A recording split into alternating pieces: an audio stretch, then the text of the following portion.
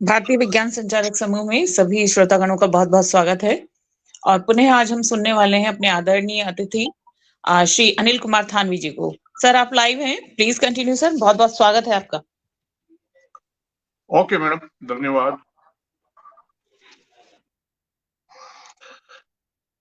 भारतीय विज्ञान संचालक समूह के इस मंच पर आज एक बार फिर आपके सामने, जैसा कि हम पूर्व के प्रस्तुतिकरण में, पहले के प्रस्तुतिकरण में सौर मंडल के जन्म और विकास की एक नई और भिन्न थ्योरी, अब इसका पार्ट 2 हम प्रस्तुत कर रहे हैं। तो इस क्रम में अब आपके सामने हम दूसरी पार्ट में क्या क्या कहना चाहते हैं सुनिएगा। और पार्ट 1 कैसा लगा उस पर भी लाइक कमेंट शेयर जरूर करें, अपनी बात लिखें, अपने प्रश्न पूछें, क्योंकि प्रश्न पूछना ही सबसे बड़ा क्या है कि किसी हाइपोथेसिस के बारे में एक पता करना है कि कितनी सत्यता है। तो आज एक बार फिर हम भारतीय विज्ञान संचालक समूह के इस मंच पर सौर मंडल के जन्म और विकास की एक नई और भिन्न थ्योरी पार्ट 2 को प्रस्तुत कर रहे हैं। पार्ट 1 में हमने जैसे कि बताया कि कांट और लाप्लास की जो नेबुलर हाइपोथेसिस है, जो कि सबसे ऑथेंटिक मानी जाती है, और इस पर काफी बातें आधारित है, जियोग्राफी भी आधारित है, जीवन की उत्पत्ति भी इसी पर आधारित है, पृथ्वी के जन्म और विकास की पूरी कहानी इसी पर आधारित है। पृथ्वी की उत्पत्ति कैसे हुई, ग्रहों की उत्पत्ति कैसे हुई, इसी नेबुलर हाइपोथेसिस के अनुसार समझा जाता है, इसी परिकल्पना के आधार पर समझा जाता है। हम इस मंच पर जो आपके सामने पहले हमने बात कही कि हम दावा करते हैं कि आकाशीय पिंड, चंद्रमा, ग्रह, तारे, ब्लैक होल सभी कन्वर्जन से उत्पन्न हुए, ट्रांसफॉर्मेशन से उत्पन्न हुए, रूपांतरण से उत्पन्न हुए, किसी प्रकार की टक्कर से या कोलिजन से आकाश के पिंडों की उत्पत्ति नहीं होती, यह हमारा दावा है। ना ही आकाशीय पिंड जो नष्ट होते हैं, समाप्त होते हैं, किसी टक्कर से होते हैं। किसी भी चंद्रमा, ग्रह, तारे और ब्लैक होल हो, चाहे कोई भी आकाशीय पिंड हो, उसका जन्म और अंत किसी कोलिजन से नहीं होता, किसी प्रकार की टक्कर से नहीं होता। आकाशीय पिंड कैसे बनते हैं और कैसे वो नष्ट हो जाते हैं, इस पर हमारा एक भिन्न दृष्टिकोण है, एक अलग सोच है, एक अलग विचार है, एक नवाचार है। हो सकता है कि आपको ये नवाचार अच्छा लगे, हो सकता है कि आपको ये नवाचार पसंद नहीं आए, हो भी सकता है। लेकिन मेरा सोचना है, मैं अनिल कुमार थानवी एक शिक्षक, जैसे कि मैं अपना परिचय दे चुका हूं पूर्व के प्रस्तुतिकरण में, और पार्ट 1 में मैंने काफी बातें कही। आज फिर एक बार आपके सामने जो बातें मैं कह चुका हूं, एक बार रिपीट कर दूं कि आकाशीय पिंडों का सृजन, ब्रह्मांड में सृजन और विनाश कैसे होता है, कैसे क्रिएशन होता है और कैसे डिस्ट्रक्शन होता है। तो सौर मंडल के जन्म और विकास की एक भिन्न, नई और बिल्कुल भिन्न थ्योरी जो मैं दे रहा हूं, जो मैं प्रस्तुत कर रहा हूं, वो कन्वर्जन पर क्यों आधारित है?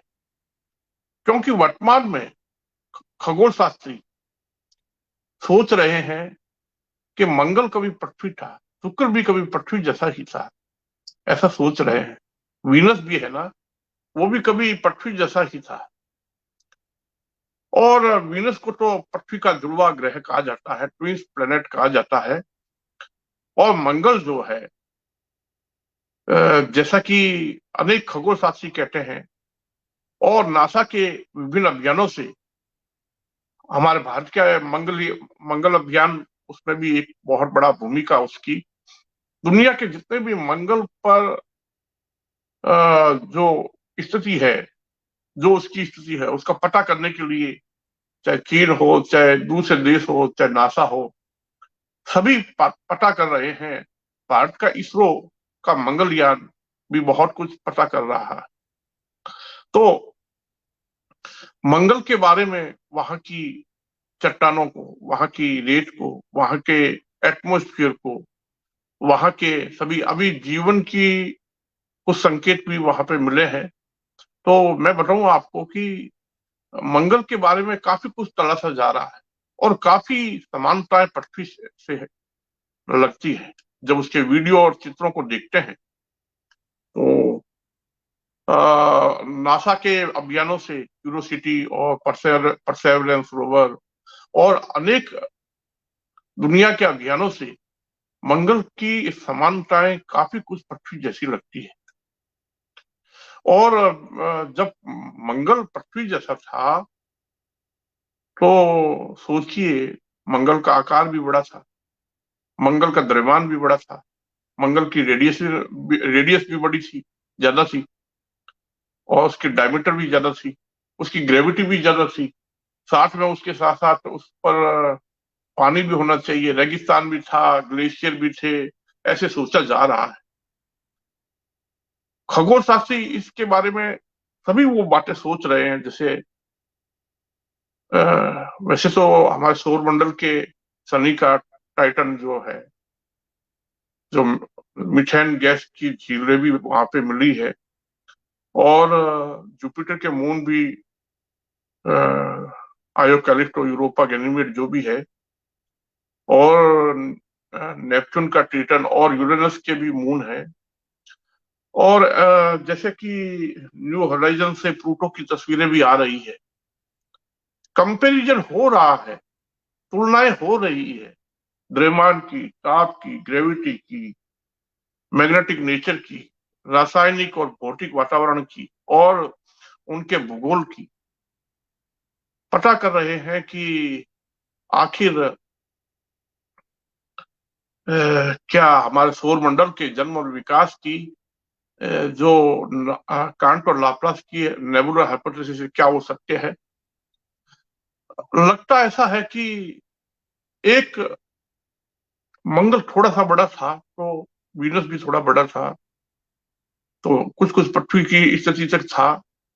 मंगल जब पृथ्वी जैसा था, या शुक्र जो पृथ्वी जैसा था, या टाइटन या दूसरे चंद्रमा है ट्रिटन, या और भी कैलिस्टो जैसे, या गैनीमेड जैसे, तो अगर वो पृथ्वी जैसे थे तो उनका आकार तो बड़ा हो गया ना, फिर रेडियस भी ज्यादा होगी, उनकी ग्रेविटी भी ज्यादा होगी। ऐसे तो है नहीं कि ग्रेविटी कम ही रहेगी, ताप या क्या उसका रेडियस भी कम ही रहेगा, ऐसा तो है नहीं। रेडियस ज्यादा थी, साइज ज्यादा था, बड़ा आकार था, द्रव्यमान ज्यादा था, साथ में क्या है कि ग्रेविटी भी ज्यादा थी। तो मतलब समझ रहे हैं आप कि हम धीरे धीरे ये सोच रहे हैं कि एक ग्रह जो है हकीकत में तो दूसरे ग्रह में ट्रांसफॉर्म होता है। टक्कर से कैसे बन सकता है?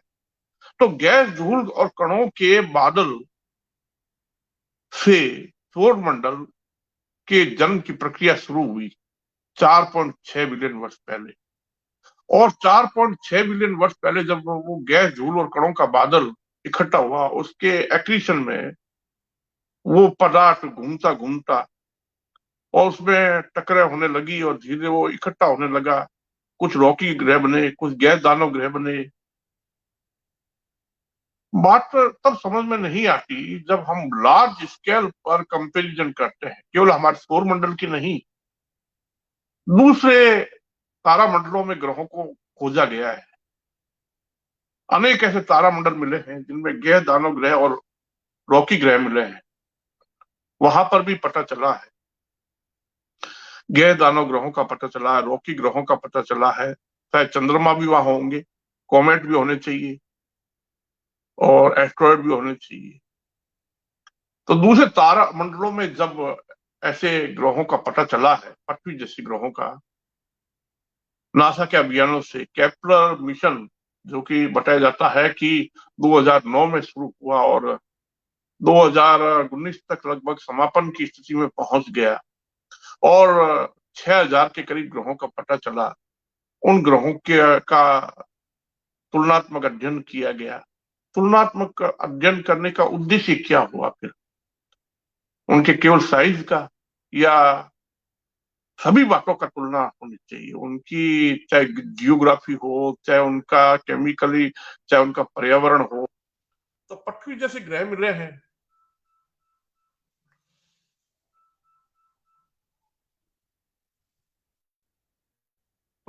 तो पृथ्वी जैसे ग्रह मिले हैं, और पृथ्वी के तुलना में सुपर आर्क्स मिले हैं केपलर मिशन से, और जेम्स वेब स्पेस टेलीस्कोप से भी पता चल रहा है। अब दुनिया के अनेक अभियान इसके पीछे लगे हैं कि ऐसे पृथ्वी जैसे ग्रह कितने हैं, गैस दानव ग्रह कितने हैं।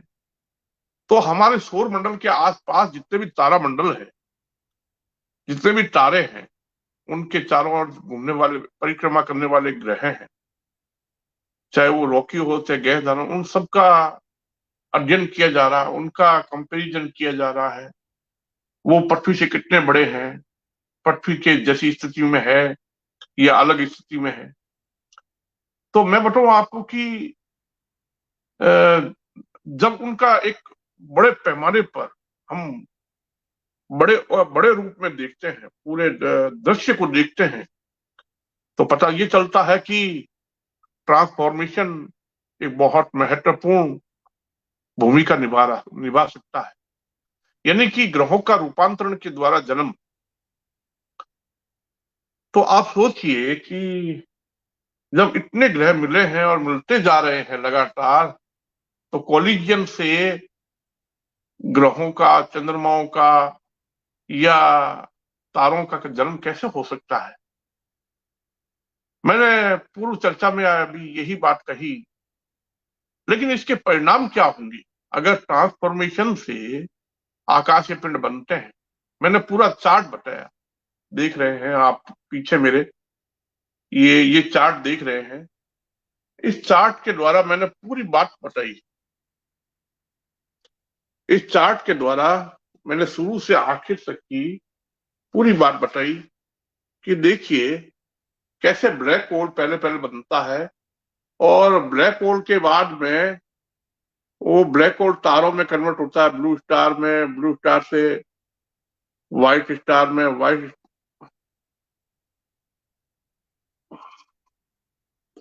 व्हाइट स्टार से ये येलो स्टार में, और इस तरह से।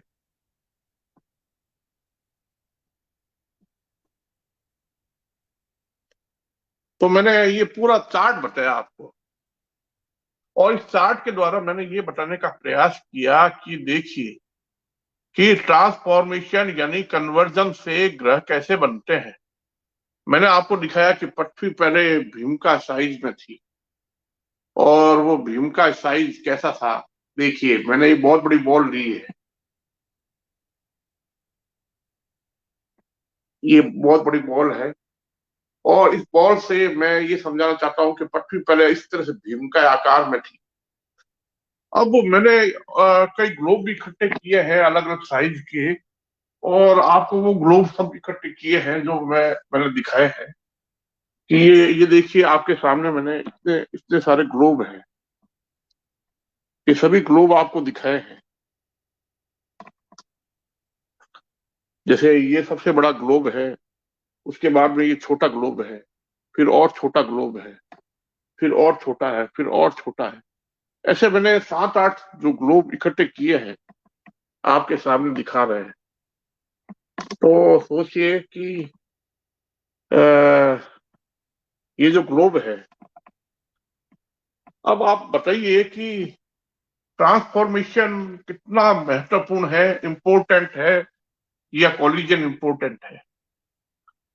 तो जैसा कि मैंने पहले ये भी बात कही कि अगर इसके परिणामों की तरफ ध्यान दें, अगर कोलिजन से आकाशीय पिंड बनते हैं, कुछ तारामंडलों में कुछ गैस धूल कणों का बादल इकट्ठा होके और गैस धूल कणों का बादल इकट्ठा होकर के उसमें 4.6 बिलियन वर्ष पहले अगर हमारा सोलर सिस्टम बना, तो बहुत सी बातें सोचने योग्य है कि ट्रांसफॉर्मेशन यानी कन्वर्जन, और साथ में अगर आप ये सोचें कि कोलिजन, दोनों का तुलनात्मक अध्ययन कीजिए, आप दोनों की तुलना कीजिए कि which is correct, which one is correct, transformation is correct और कोलिजन इज करेक्ट, दोनों में से सही कौन है। तो ब्रह्मांड में जितने ऐसे तारे बनते हुए दिखे हैं, तो कई खगोल शास्त्रियों का दावा है कि उन्होंने तारों को बनते हुए देखा है, तारों का जन्म होते हुए देखा है। उन्होंने कई वर्षों तक उसका अध्ययन किया है कि तारे बनते हुए, तो तारे गैस धूल कणों के बादल से कैसे बन सकते हैं। जब सूर्य से, ये देखिए, ये जो मैंने दिखा रहा हूं आपके सामने, भीमकाय तारे जो है वो सिकुड़ते जाते हैं, छोटे होते जाते हैं, और जैसे अंत से तो उनके टेम्परेचर, मास, ग्रेविटी, मैग्नेटिक नेचर सभी की तुलनाएं होती है। जैसे ये जो है, ये भीम का तारा है, इसे छोटे तारे हैं, तो इन तारों को देखें और सूर्य को देखें, सबका तुलनात्मक अध्ययन करें। तो मैंने बताया है कि हमारा जो सोलर सिस्टम जो है, ये सोलर सिस्टम का चित्र मैं आपके सामने दिखा रहा हूं, इसका पास्ट, प्रेजेंट और फ्यूचर। तो हमारा सोलर सिस्टम जो है पहले पहले बड़ा था, बड़ा भीम का साइज में था, फिर सिकुड़ा और सिकुड़ा और सिकुड़ा, तो वर्तमान में और भविष्य में और सिकुड़ता जाएगा।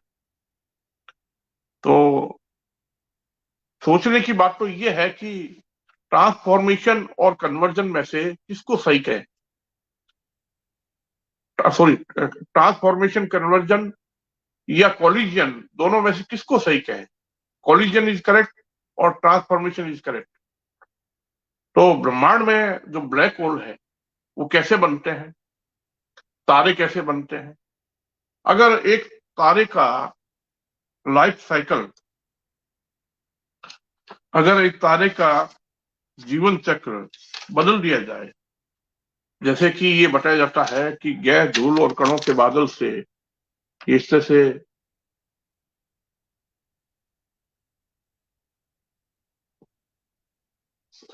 अगर गैस धूल कणों के बादल से इस तरह से अगर तारा बनता है, तो सोचने की बात यह है कि जब जो और तारे हैं, भीमकाय तारे हैं, बड़े साइज के हैं, उनके मास भी ज्यादा है, बेटल गुइज और जैसे युवा स्कूटी जैसे और भी अनेक तारे हैं, तो ब्रह्मांड में तारों का सिस्टमेटिक, उनके मास, रेडियस, उनके ग्रेविटी, उनके टेम्परेचर, उनके केमिकली और उनके अलग अलग और उनके मैग्नेटिक नेचर, सभी की कंपैरिजन किया जाए, सिस्टमेटिक स्टडी करने पर बहुत सी बातें सामने आती है कि कन्वर्जन से बने या फिर तो हमारा जो सूर्य है, जैसे मैं ये चित्र आपके सामने पहले भी दिखाया और इस बार फिर दिखा रहा हूं, जैसे ये सूर्य है, सूर्य पहले इस तरह से भीमकाय था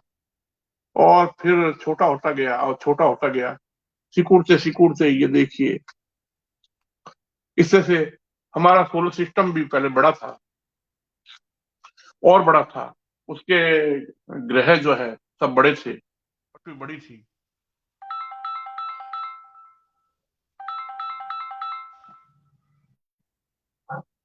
तो कहने का तात्पर्य ये है कि पहले ग्रहों की स्थिति क्या थी और अब क्या है। तो अगर मंगल बड़ा था, पृथ्वी जैसा था, और शुक्र भी बड़ा था, पृथ्वी जैसा था, तो उस समय पृथ्वी क्या कैसी थी सोचिए।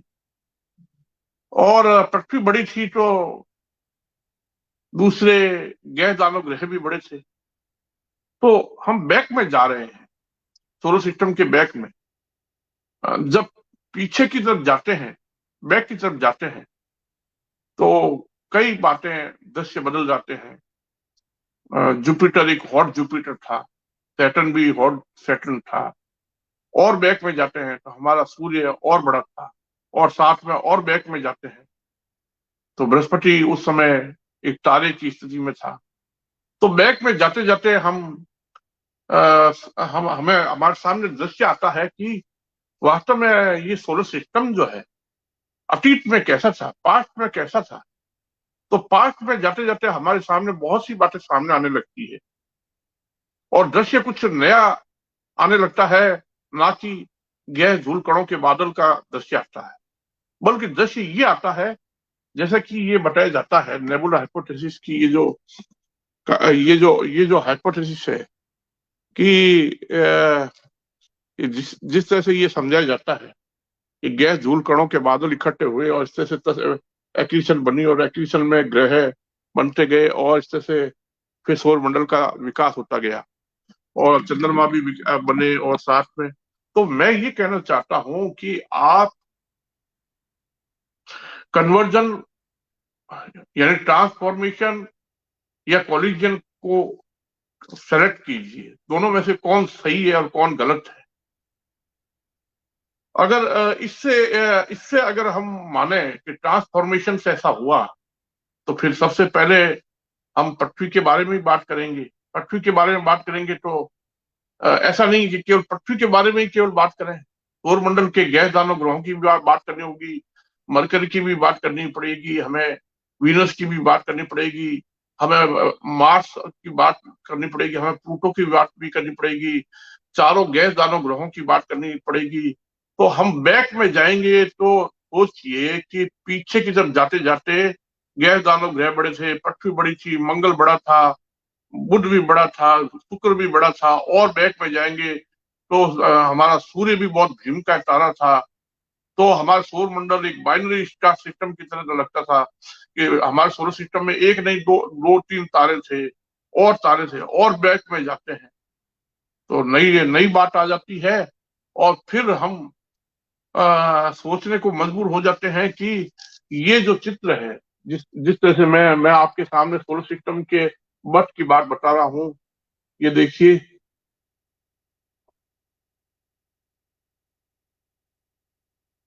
तो ये सोलर सिस्टम का जो जन्म और विकास हुआ, पार्ट 2 में हम जो ये बता रहे हैं, तो इसके परिणाम क्या होंगे। जैसे कि मैंने पहले चर्चा कर चुका हूं कि अगर कन्वर्जन और ट्रांसफॉर्मेशन से अगर सब कुछ माना जाए और कॉलिजन को रिजेक्ट कर दिया जाए तो सोचिए कि ब्लैक होल तारों में कन्वर्ट होते हैं, तारे धीरे धीरे सूर्य में, और सूर्य धीरे धीरे गैस दानव ग्रहों में, और गैस दानव ग्रह धीरे धीरे रॉकी ग्रहों में, और रॉकी ग्रह धीरे धीरे क्या होते हैं कि वो रॉकी ग्रह धीरे धीरे क्या है कि कांटेक्ट होते होते धीरे धीरे चंद्रमाओं में, चंद्रमा धीरे धीरे कांटेक्ट होते हुए कॉमेट्स, एस्ट्रॉयड, मीटोर्स में ब्रेक होके इस तरह से ब्रह्मांड में घुलते जाते हैं। ये ट्रांसफॉर्मेशन के द्वारा हमें समझ में आता है, ये हमें ट्रांसफॉर्मेशन के द्वारा समझ में आता है। अगर कॉलिजन की बात करें तो ये नहीं होता है। तो सोचिए कि इस तरह से अगर ट्रांसफॉर्मेशन हुआ और सूर्य का भविष्य ये है कि इस तरह से सूर्य भविष्य में इस तरह से चेंज होगा, चेंज होते होते लो मास स्टार में, फिर इस प्रकार से हॉट जुपिटर में इस तरह से कांटेक्ट होते हुए, तो सोचिए कि क्या होगा।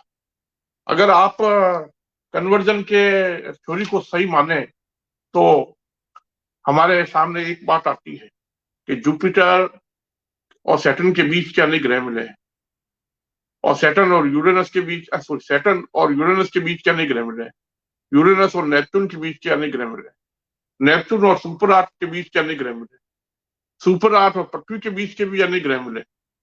इस तरह से क्या है कि एक चैन और सीरीज बन जाती है, एक कड़ी बन जाती है, और उस कड़ी को अगर आप ध्यान से स्टडी करें, उसके मास, रेडियस, टेम्परेचर, ग्रेविटी, सभी बातों को, उसकी केमिकली और उसके एटमॉस्फेयर को, उसके साथ में उसके क्या है कि जियोग्राफिकली सभी सभी बातों का स्टडी करें तो बहुत सी बातें सामने आती है। तो सोचिए फिर महाद्वीप, सबसे पहले क्वेश्चन आता है पृथ्वी का भौगोलिक विकास कैसे हुआ होगा, पृथ्वी पर महाद्वीप और महासागर कैसे बने होंगे, पृथ्वी पर पानी कैसे आया होगा। पानी एस्ट्रॉइड से नहीं आया, किसी प्रकार के उल्काओं से नहीं आया, ना कि क्षुद्र ग्रहों से आया। तो पृथ्वी पर पानी की उत्पत्ति कैसे हुई, वाटर जो है, महासागर कैसे बने, पृथ्वी पर पानी कहां से आया, जीवन कैसे आया। एआई ओपेरियन की जो थ्योरी बताई जाती है, बायोकेमिकल थ्योरी ऑफ इवोल्यूशन, उसे हमें बैक में ले जाना होगा। बैक का मतलब यह है कि जुपिटर का और जो गैसियस वातावरण है वो धीरे धीरे सॉलिडिफिकेशन होगा, उसमें पानी बनेगा, उसमें ऑक्सीजन अलग हो जाएगा, उसमें ओजोन परत भी बनेगी। जैसे जैसे जुपिटर सैटर्न में कन्वर्ट होगा, सैटर्न यूरेनस में कन्वर्ट होगा, यूरेनस नेपच्यून में कन्वर्ट होगा, नेपच्यून सुपर अर्थ में कन्वर्ट होगा, और सुपर अर्थ जो है वो पृथ्वी में बदलेगी। एक सिस्टमेटिक कन्वर्जन की प्रोसेस।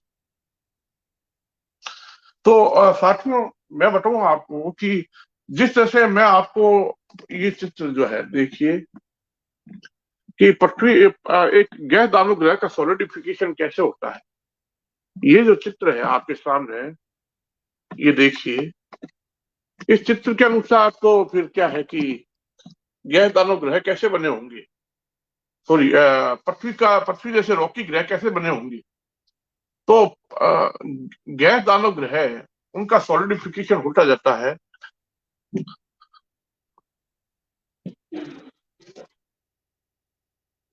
ये देखिए,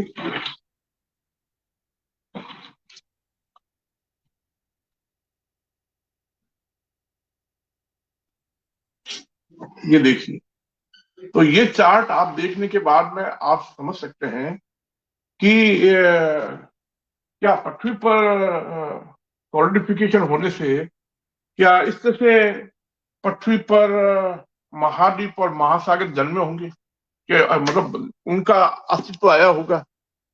महाद्वीप और महासागरों की उत्पत्ति कैसे हुई होगी, ये सोचने की बात है कि पेंजिया जैसा एक सुपर कॉन्टिनेंट था, और सुपर कॉन्टिनेंट वो ब्रेक होकर के अलग अलग दिशाओं में पृथ्वी पर, तो वो इस तरह से अलग अलग महाद्वीप बने।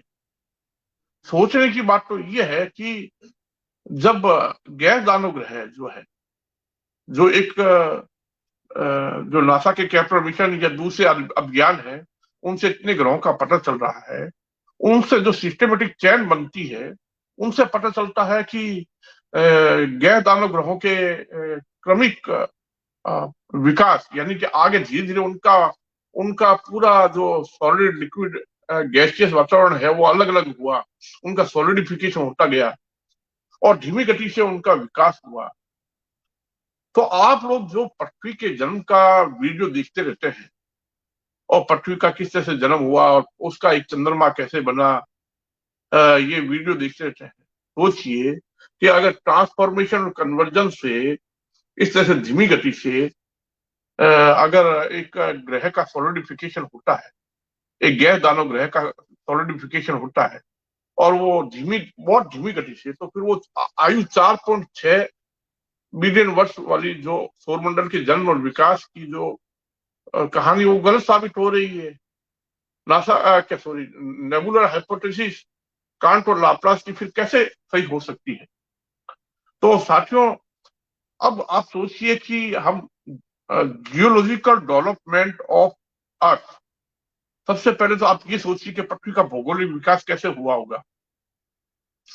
फिर सेकंड बात आप ये सोचिए कि पृथ्वी पर जीवन कैसे अस्तित्व में आया होगा। किसी बाहर से बैक्टीरिया के आने के एस्ट्रॉइड से क्या, या धूमकेतु से क्या है, बैक्टीरिया आके पृथ्वी पर गिरे और इससे से क्या है कि पृथ्वी पर जीवन का विकास हुआ, ऐसा नहीं हुआ। हालांकि कई वैज्ञानिकों, खगोलशास्त्रियों ने इसकी पुष्टि के लिए प्रमाण देने का प्रयास किया है, लेकिन मैं जो बात बता रहा हूँ वो ज्यादा सिस्टमेटिक, ज्यादा एकदम तर्कसंगत और वैज्ञानिक कसौटी पर एकदम सही है, ऐसा मेरा कहना है। तो किस तरह से हमारा ये पृथ्वी ग्रह जो है विकसित हुआ जियोलॉजिकली, और इस पे लाइफ कैसे ओरिजिन आया, पृथ्वी पर जीवन का अस्तित्व कैसे आया।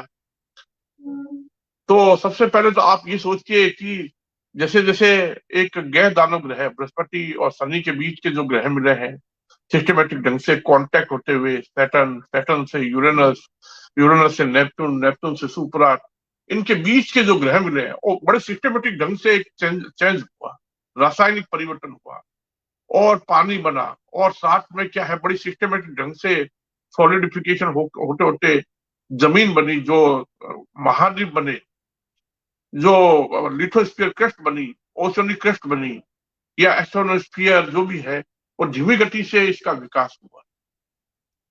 तो पृथ्वी का भौगोलिक विकास इस तरह से हुआ, और हम फिर ये सोचने के लिए भी मजबूर हो जाते हैं कि पेंजिया थ्योरी जो है वो सही नहीं है। पेंजिया यानी कि एक बहुत बड़ा सुपर कॉन्टिनेंट था पृथ्वी के भौगोलिक इतिहास में।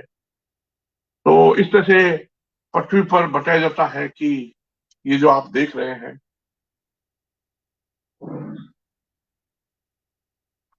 तो आप सोचिए इन दोनों में से कौन सही है। क्या अनिल थानवी के द्वारा प्रस्तुत महाद्वीपों और महासागरों की उत्पत्ति की थ्योरी सही है, या ये पेंजिया थ्योरी सही है। तो अल्फ्रेड वेगनर एक बहुत बड़े भूगोलवेत्ता हुए थे, उन्होंने सबसे पहले एक किताब लिखी थी जिसका नाम था origin of continents and ocean. तो आप सोचिए कि महाद्वीपों और महासागरों की उत्पत्ति की थ्योरी जो अल्फ्रेड वेगनर ने प्रस्तुत की, बाद में प्लेट टेक्टोनिक्स के द्वारा ऐसा बताया जाता है कि अल्फ्रेड वेगनर की थ्योरी की पुष्टि होती है। उन्होंने कॉन्टिनेंटल ड्रिफ्ट की थ्योरी दी। मैं कहता हूं कि एक ग्रह वास्तव में सिकुड़ता है, और वो कहते हैं एक ग्रह एक्सपेंड होता है। यानी कि पृथ्वी पर महाद्वीप जो है, पहले एक एक महाद्वीप था जो पेंजिया था, और फिर ड्रिफ्ट होते होते अलग अलग ब्रेक होकर के अफ्रीका और साउथ अमेरिका और नॉर्थ अमेरिका, और इस प्रकार से समुद्र के अंदर मिड अटलांटिक रिज भी बनी, और इस तरह से धीमी गति से क्या है कि दूसरे महाद्वीप बने। तो आप सोचिए कि अगर हम बड़े पैमाने पर सोचें, लार्ज यूनिवर्सल स्केल पर सोचें, तब क्या है कि कॉलिजियन थ्योरी तो गलत तो साबित होती है। और अगर हम इस तरह से भूगोल की बात करें, यानी कि जियोग्राफिकल डेवलपमेंट की बात करें, तो बहुत सी बातें नहीं आ जाती। क्यों? क्योंकि एविडेंस की भी बात चलेगी कि अगर कन्वर्जन के द्वारा अगर पृथ्वी का जन्म हुआ, तो और ट्रांसफॉर्मेशन के द्वारा अगर पृथ्वी का जन्म हुआ, तो फिर पृथ्वी पर जो महाद्वीप बने, वो एक महाद्वीप और दूसरे महाद्वीप जो है वो किस तरह से वहां पर फॉसिल्स, रॉक सिमिलरिटी और उनके कोस्ट लाइन सिमिलरिटी, ये सब बातें आएगी। तो इससे क्या है कि सारा जियोग्राफिकली हमें अलग तरह से सोचना पड़ेगा कि प्लेट टेक्टोनिक्स कैसे होता है, कैसे convergent, divergent, transform plate motion होता है, कैसे फाल्ट होता है, कैसे फोल्ड होते हैं, कैसे सबडक्शन होता है, कैसे ड्रिफ्ट होता है, कैसे रिफ्ट होता है। सारी बातें नई सिरे से सोचनी पड़ेगी। तो आप सोचिए कि अगर इस तरह से सौरमंडल के जन्म और विकास की एक नई और भिन्न थ्योरी, इस भाग में जो मैं बात कहना चाहता हूं, तो इसके परिणाम क्या है। तो फिर जुपिटर में जो रासायनिक भौतिक परिवर्तन हो रहे हैं, ऐसा तो है नहीं कि जुपिटर अनंत काल तक के लिए ऐसे ही रहेगा, सैटर्न भी ऐसे ही रहेगा, यूरेनस नेपच्यून भी ऐसे ही रहेगा। तो ऐसा नहीं है, बल्कि इसमें रासायनिक भौतिक परिवर्तन हो रहे हैं, और रासायनिक और भौतिक परिवर्तन होंगे तो उसका उसके परिणाम क्या निकलेंगे, कैसे वो जो, तो आप सोचिए कि एक ग्रह का विकास कैसे होता है। सभी दृष्टिकोण से जैविक विकास की बात होगी, जैविक विकास, भौगोलिक विकास, सभी तरह से विकास कैसे हुआ, कैसे वो एक पूरी तरह से हैबिटेबल प्लेनेट के रूप में एस्टेब्लिश होता है। तो आप सोचिए कि जब जीवन की उत्पत्ति हो रही थी तो धीमी गति से जो रासायनिक बायोकेमिकल इवोल्यूशन हो रहा था वो इसी महाद्वीपों के क्रम में, महाद्वीपों और महासागरों के क्रम में धीमी गति से पानी भी बन रहा था, रासायनिक रूप से बन रहा था। जैसे बृहस्पति, शनि, यूरेनस, नेपच्यून, सुपरा से आज इस धीमी गति से परिवर्तन की प्रक्रिया में, ट्रांसफॉर्मेशन और कन्वर्जन की प्रक्रिया में धीमी गति से पानी भी बन रहा था और महाद्वीप भी बन रहे थे। धीमी गति से जीवन भी बनता जा रहा था। बायोकेमिकल यानी ए ऑपरेशन की थ्योरी को हम सपोर्ट करते हैं कि बायोकेमिकल थ्योरी ऑफ इवोल्यूशन, और किसी भी थ्योरी को हम सत्य नहीं मानते, क्योंकि इस तरह से रासायनिक विकास हुआ एक ग्रह का और इस प्रकार से जटिल अणु बने, कार्बनिक मॉलिक्यूल्स बने। इस प्रकार से धीमी गति से क्या है कि पृथ्वी पर पानी, वायुमंडल बना। इस प्रकार से धीमी गति से पृथ्वी का एटमॉस्फेयर डेवलप हुआ। इस प्रकार से धीमी गति से हमारे इस पृथ्वी ग्रह पर। तो इस पार्ट 2 में जो बातें मैं कहना चाहता हूं वो ये है कि पहला तो जियोग्राफिकली पृथ्वी का भौगोलिक विकास, दूसरी बात पृथ्वी का पर लाइफ का ओरिजिन यानी जैविक विकास कैसे हुआ, तीसरी बात यह है पृथ्वी पर पानी कैसे आया, ओजोन लेयर कैसे बनी, और पृथ्वी वर्तमान स्थिति तक पहुंची है। तो सोचिए कि जो मंगल को अगर आप सोचते हैं कि मंगल कभी पृथ्वी जैसा था और पृथ्वी जो है उस समय सुपर आर्थ जैसी थी, तो पृथ्वी भी बड़ी थी, पृथ्वी का साइज भी बड़ा था, मास भी ज्यादा था, पृथ्वी की ग्रेविटी भी ज्यादा थी। मंगल भी क्या है कि जब बड़े आकार का था, क्योंकि मंगल वर्तमान साइज में है वैसा तो रह नहीं सकता। तो इस प्रकार से आपको मैं ये कहना चाहता हूँ इस पार्ट 2 में कि आप अब इसके भौगोलिक परिणाम सोचिए कि अगर 4.51 बिलियन वर्ष पहले, अगर 4.54 बिलियन वर्ष पहले चंद्रमा की उत्पत्ति और पृथ्वी का जन्म हुआ, अगर ऐसे ये आयु गलत साबित हो जाती है, फिर तो हमें ये सोचना पड़ता है कि पृथ्वी का हकीकत में, रियलिटी में जो जन्म और विकास हुआ वो कैसे हुआ। वो कन्वर्जन के द्वारा हुआ, ट्रांसफॉर्मेशन के द्वारा हुआ, ना कि कॉलिजन से हुआ। तो सौर मंडल में एस्ट्रॉइड के टक्कर से, इस प्रकार से क्षुद्र ग्रह टकराने से लगातार क्या है कि केमिकल क्या सॉरी लगातार क्या है कि पिंडों के टकराने से एक्रीशन में इस प्रकार से पृथ्वी का जन्म हुआ। ये हाइपोथेसिस एकदम गलत साबित होने लगती है। यानी कि 4.6 बिलियन वर्ष पहले गैस, धूल और कणों के बादल से सौर मंडल का जन्म नहीं हुआ। हकीकत में ट्रांसफॉर्मेशन किस तरह से हुआ वो मैंने बताया आपको कि हमारा सौर मंडल पहले पास्ट में कैसा था पास्ट में कैसा था, फिर प्रेजेंट में कैसे और फ्यूचर में कैसा होता जाएगा। तो एक तरह से अगर हम कन्वर्जन की बात को अगर हम सही साबित कर पाए तो फिर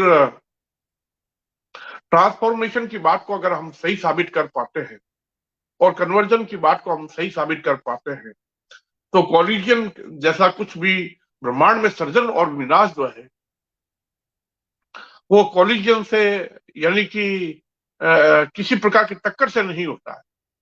ब्रह्मांड में किस प्रकार से गैलेक्सिया बनती है, ब्लैक होल बनते हैं, तारे बनते हैं, ग्रह बनते हैं, ये सब ट्रांसफॉर्मेशन से होते हैं और ट्रांसफॉर्मेशन के द्वारा ही धीमी गति से वो वापस ब्रह्मांड में घुल जाते हैं, नष्ट हो जाते हैं। तो इस तरह से आपको मैंने जो बात कही है कि देखिए कि एक सिस्टेमेटिक परिवर्तन हुआ, एक रूपांतरण हुआ। रूपांतरण के द्वारा हम भौगोलिक विकास की भी बात कर रहे हैं कि पृथ्वी का भौगोलिक विकास कैसे हुआ, जैविक विकास कैसे हुआ, रासायनिक विकास कैसे हुआ, इसका पर्यावरण वायुमंडल कैसे बना, कैसे वर्तमान ये स्टेट में आया, हैबिटेबल स्टेट में आया और भविष्य में क्या होता जाएगा। तो भविष्य में कोई नेबुलू नाम का कोई ग्रह आकर के पृथ्वी से टकराएगा, ये कोरी कपोल कल्पना है। और फिर क्या है कि वो नष्ट हो जाएगा, पृथ्वी नष्ट हो जाएगा, ऐसा नहीं है।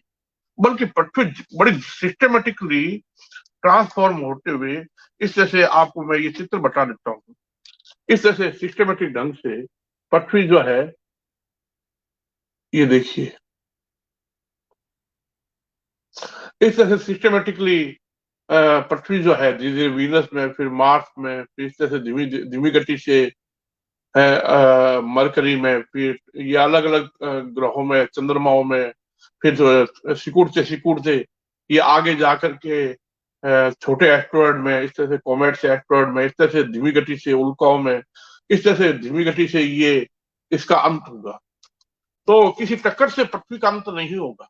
या किसी भी ग्रह की बात करें, पृथ्वी नहीं बल्कि ब्रह्मांड में पृथ्वी जैसे जितने भी ग्रह हैं, उनके जन्म और विकास की यही कहानी है।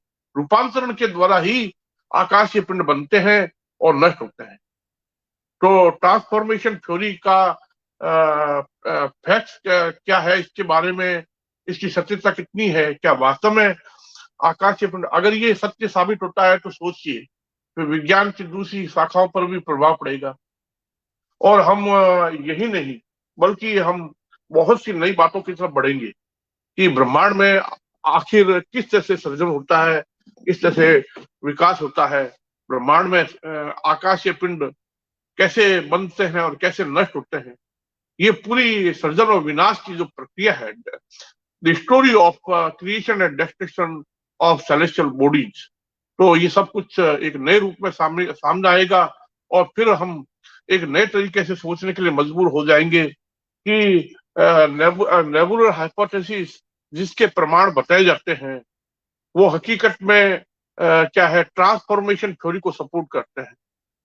और आप सोचिए कि केवल मात्र ये हमारे केवल पृथ्वी की बात नहीं है, सौरमंडल के सभी ग्रहों की बात है, गैस दानव ग्रहों के जन्म जन्म की बात है, रॉकी ग्रहों की बात है, सूर्य की बात है, तारों की बात है, और दूसरे भीमकाय तारों की बात है, और यही नहीं, कृष्ण विवरों की बात है, ब्लैक होल्स की बात है, गैलेक्सियों की बात है। तो हमारे गैलेक्सी के अंदर आज तक हमने जितने तारामंडलों को पता किया है, उनका कंपैरिजन किया है। आप यूट्यूब चैनल पर क्या है कि साइज का कंपैरिजन देखते हैं, और साथ में क्या है कि अनेक ऐसे वीडियो जो तारों के और ग्रहों के और चंद्रमाओं के रूपांतरण के वीडियो के सॉरी साइज का कंपैरिजन देखते हैं।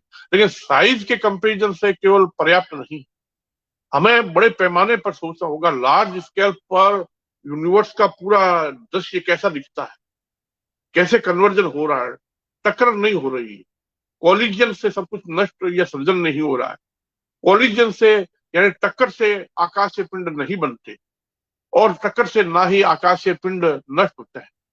तो आप इसमें इसके परिणामों को सोचिए कि अगर आप ये सोचेंगे कि अगर टक्कर से नहीं बनते और ना ही नष्ट होते हैं, तो फिर आप ये सोचिए कि ट्रांसफॉर्मेशन थ्योरी यानी कि कन्वर्जन थ्योरी, रूपांतरण थ्योरी से क्या फायदा है, क्या हम नई बातें समझा सकते हैं, कई कई प्रॉब्लम हम सॉल्व कर सकते हैं।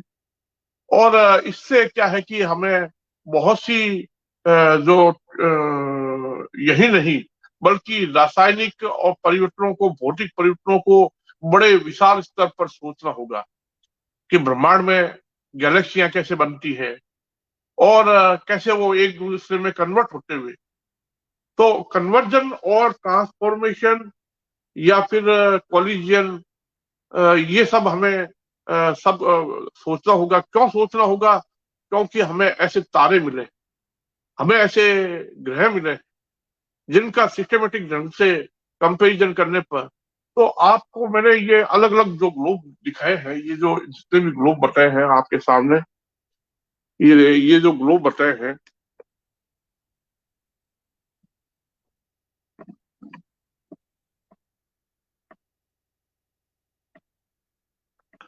ये ग्लोब बताए हैं, इससे आप देख के समझ गए होंगे कि हमें हमारा ग्रह वास्तव में सिकुड़ रहा है। सिकुड़ने से क्या होगा, क्या भौगोलिक रिजल्ट सामने आएंगे, कैसे टेक्टोनिक हलचल क्यों हो रही है, क्यों ड्रिफ्ट हो रहा है, क्यों फॉल्ट हो रहा है, क्यों फोल्ड हो रहा है, ऐसा क्यों हुआ, पहले क्यों हुआ और भविष्य में क्यों होगा।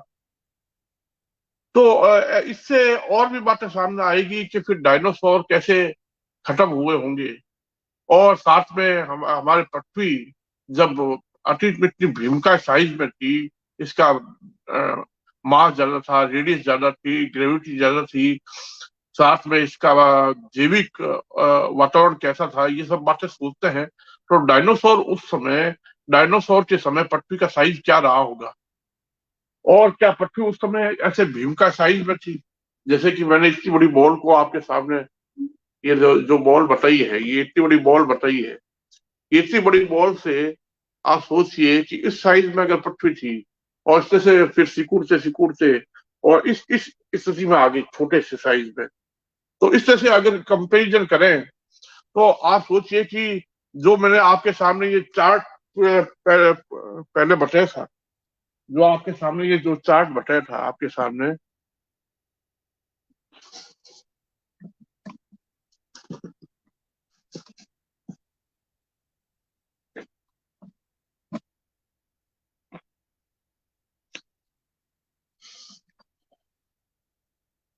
तो इस चार्ट को देखने के बाद में आपके दिमाग में ये क्लियर हो गया कि आखिर ट्रांसफॉर्मेशन का कितना महत्व है, इम्पोर्टेंस कितनी है, और कॉलिजन थ्योरी की इम्पोर्टेंस कितनी है। तो हालांकि मैं आपको पहले भी इसके बारे में कह चुका हूं, लेकिन इस तरह से आपके सामने नासा के केपलर मिशन से जितने भी ग्रह मिले हैं या दूसरे अभियानों से मिलते जा रहे हैं, उन सब से अगर आप इस इन सबको देखें, तो देखिए कि आपको लगेगा कि वास्तव में कन्वर्जन थ्योरी का महत्व है, ट्रांसफॉर्मेशन थ्योरी का महत्व है। इस तरह से नेबुला हाइपोथेसिस से ग्रहों का जन्म नहीं हुआ था, और सूर्य का भी जन्म इस प्रकार से कन्वर्जन के द्वारा ही हुआ। और इस तरह से आप देख सकते हैं कि अंततः फिर क्या है कि पृथ्वी का जन्म, और कि ये जो कहानी बताई जाती है एकदम गलत है, ये एकदम रॉन्ग साबित होती है। तो साथियों, इस तरह से ना तो हमारा चंद्रमा बना, और ना ही हमारे क्या है कि सौर मंडल के जितने भी ग्रह हैं उनका जन्म हुआ। हकीकत में पृथ्वी और ग्रहों के जन्म की कहानी जो है वो क्या है, वो आपके सामने है। तो ये देखिए पूरा कंप्लीट चार्ट आपने देखा, जैसा कि थोड़ा लाइट में,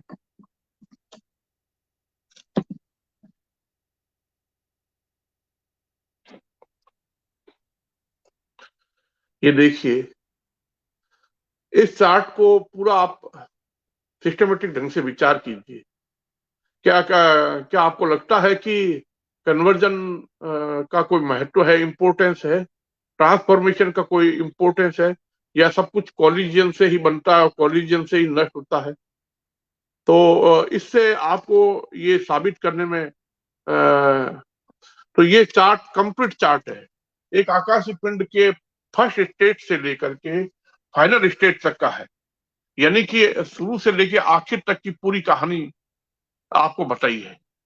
तो इस तरह से मैंने आपके सामने पार्ट 2 में आपको ये कहने का प्रयास किया है कि अगर ट्रांसफॉर्मेशन हुआ तो उसके रिजल्ट क्या होंगे, उसके भौगोलिक परिणाम क्या होंगे, उसके जैविक परिणाम क्या होंगे, उसके रासायनिक परिणाम क्या होंगे, उससे फिर क्या है कि पृथ्वी का पर्यावरण कैसे डेवलप हुआ, पृथ्वी पर ओजोन लेयर कैसे बनी और कैसे नष्ट भी हो जाएगी, और पानी कैसे आया और कैसे समाप्त भी हो जाएगा, ये भी सोचने की बात है।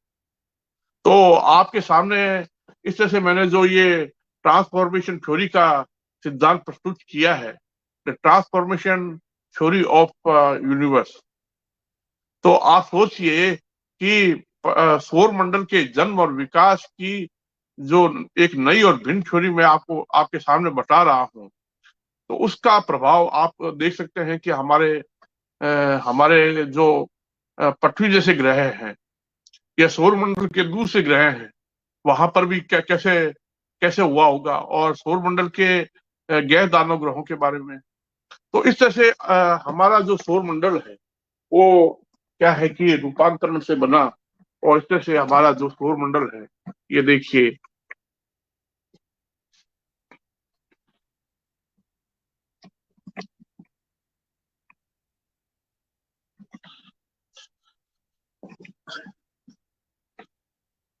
तो एक life cycle of A star is ये जो चार्ट है मैं इससे असहमत हूँ। और ये जो इस तरह से मैंने बताया है, इस तरह से ये पास्ट, प्रेजेंट और फ्यूचर, और इस तरह से हमारा सौर मंडल का जन्म नहीं हुआ। तो इस तरह से मैंने आपके सामने एक रूपांतरण का सिद्धांत यानी ट्रांसफॉर्मेशन थ्योरी ऑफ इवोल्यूशन, यानी कि सौर मंडल के जन्म और विकास की एक नई और भिन्न कहानी बताई है। तो साथियों, आप इस पे डिस्कस करें, बताएं, लाइक कमेंट शेयर जरूर करें, और ये जरूर बताएं कि क्या वास्तव में मैं जो आपके सामने ये जो नई थ्योरी बता रहा हूँ, जिससे ये साफ स्पष्ट साबित हो रहा है कि ट्रांसफॉर्मेशन इज करेक्ट। और 4.6 बिलियन वर्ष पहले एक निहारिका या तारे का जन्म इस तरह से नहीं होता। सूर्य और तारों के जन्म का ये जो सिद्धांत ये गलत है, और उससे फिर ग्रह ऐसे नहीं बने, उससे फिर चंद्रमा भी ऐसे नहीं बने। तो सौर मंडल के जितने भी चंद्रमा है, या ब्रह्मांड में जितने भी चंद्रमा है या ग्रह है, तारे हैं, सभी के जन्म का एक मैंने एक चार्ट बनाया है। वो चार्ट आपको दिखाया मैंने। इस तरह से अगर आप सोचें तो आप सोचिए इसके परिणाम क्या होंगे। ब्रह्मांड में सर्जन और विनाश की एक नई थ्योरी सामने आएगी, ना केवल हमारे सौर मंडल की, बल्कि ब्रह्मांड में जितने भी तारामंडल है, जितनी भी गैलेक्सियां हैं, जितने भी ब्लैक होल है, उनके जन्म और विकास की एक नई बात सामने आ जाएगी। और हमें सोचना पड़ेगा कि वास्तव में पूरा सिस्टमेटिक ढंग से यूनिवर्स का इवोल्यूशन कैसे होता है। तो बिग बैंग और बिग बैंग की बात कही जाती है कि ब्रह्मांड में एक पॉइंट से स्टार्ट हुआ, और इस तरह से विस्फोट होते हुए उसके बाद में ब्रह्मांड में धीरे धीरे हल्के तत्व बने, और फिर इस प्रकार से आगे जाकर के गैलेक्सियां बनी, तारे बने, और ग्रह बने, चंद्रमा बने। इस प्रकार से ब्रह्मांड का विकास हुआ। तो ब्रह्मांड के ये जो बिग बैंग थ्योरी है, जिसके बारे में आप सभी ने सुना है, पढ़ा है कि इस तरह से ब्रह्मांड का विकास हुआ, तो इस पे प्रश्न चिन्ह लग जाता है कि अगर ट्रांसफॉर्मेशन की थ्योरी को हम ये कहते हैं कि, तो एक नई बात आती है, तो हम किस तरह से ये स्वीकार करें कि वास्तव में कॉलिजन थ्योरी इज करेक्ट और ट्रांसफॉर्मेशन थ्योरी इज करेक्ट, दोनों में से कौन सी सही है। तो साथियों, ये प्रस्तुतिकरण आपको कैसा लगा? पार्ट 1 और पार्ट 2 को देखने के बाद में आपके दिमाग में क्या विचार आते हैं, आप क्या सोचते हैं, हमें कमेंट करके बताइएगा, लिखिएगा। और इस पे बड़े प्रोग्राम को रख करके इस पर डिस्कस होना जरूरी है, क्योंकि दुनिया में ऐसे अभियान आ रहे हैं जिनसे विशाल संख्या में ग्रहों का पता चल रहा है, विशाल संख्या में तारों का पता। हालांकि हम बड़े पैमाने पर सबको जब तुलना करते हैं, तो हमें लगता है कि पृथ्वी पृथ्वी से थोड़े से बड़े, थोड़े से बड़े, थोड़े से बड़े, थोड़े से बड़े, मतलब एक चैन बन जाती है। तो अगर पृथ्वी की बात ऐसे सोचें, मंगल की बात ऐसे सोचें, शुक्र की बात ऐसे सोचें, और सौर मंडल की बात भी ऐसे सोचें, तो फिर ट्रांसफॉर्मेशन यानी रूपांतरण की थ्योरी सत्य लगती है, और बाकी नेबुलर हाइपोथेसिस गलत लगती है। तो इस मंच पर, भारतीय विज्ञान संचारक समूह के इस मंच पर आज मैंने आपके सामने अपनी बात रखी। पूर्व में भी मैंने अनेक कार्यक्रमों के माध्यम से आपके सामने ये बात पहुंचाने की कोशिश की। तो अभी वर्तमान में आज 6 तारीख से 7 तारीख, 6 से 9 तारीख तक देश में इंटरनेशनल साइंस फेस्टिवल चल रहा है। आप सोचिए कि अगर उस मंच पर अगर मेरी बात को सुना जाता है, अगर विचार किया जाता है गंभीरता से, तो मेरी थ्योरी पर मैं कैसी लगती है उनको। जितने भी अनुसंधान करता, वैज्ञानिक, शोधकर्ता और रिसर्च स्टूडेंट और रिसर्च स्कॉलर अगर इस पर विचार करें कि इस ट्रांसफॉर्मेशन थ्योरी इज करेक्ट और कॉलिजन थ्योरी इज करेक्ट, तो सौर मंडल के जन्म और विकास की एक नई और भिन्न थ्योरी आपके सामने आती है। A new theory of a new and complete different theory of birth of solar system and evolution of solar system. तो धन्यवाद। आज मैंने जो आपके सामने जो रखा है कि इसके परिणाम क्या होंगे, सोचिए। भौगोलिक, जैविक, रासायनिक और पृथ्वी के सभी दृष्टिकोण से परिणाम क्या होंगे, और इसके प्रभाव फिर और बारीक बारीक सोचे तो बहुत सी नई बातें आएगी।